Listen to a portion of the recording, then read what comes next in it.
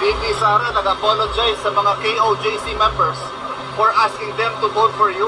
Well, their prerogative. I still don't understand why, but that is your wish. Wala tayo magkakaroon. BBM on Vice President Sara apologizing, no, to KOJC members for urging them to vote for him. That's her prerogative, no. So ito mga kabalbas, or di ba?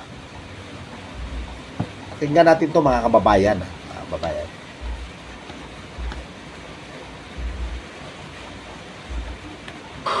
Si VP Sara nag-apologize sa mga KOJC members for asking them to vote for you. Well, their prerogative. I still don't understand why, but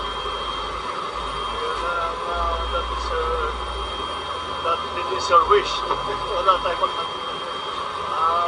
So wala na kayong communication ng Vice President? No, not at all. Not at all. The last time I spoke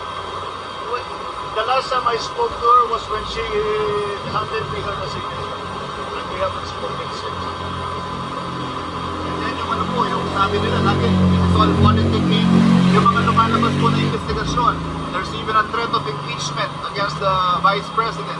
Ito daw po ay pamumulitika.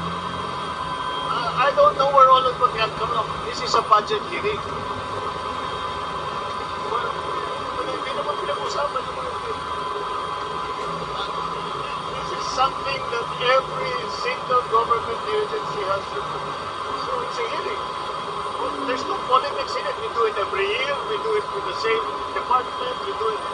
That process is well established, and it has nothing to do with politics. It has to do with the budget. So I don't know how she can characterize these things, which is essentially an information gathering exercise for the House and for the Senate, so that they know what the budget will look like. So there's malayo sa politika yun.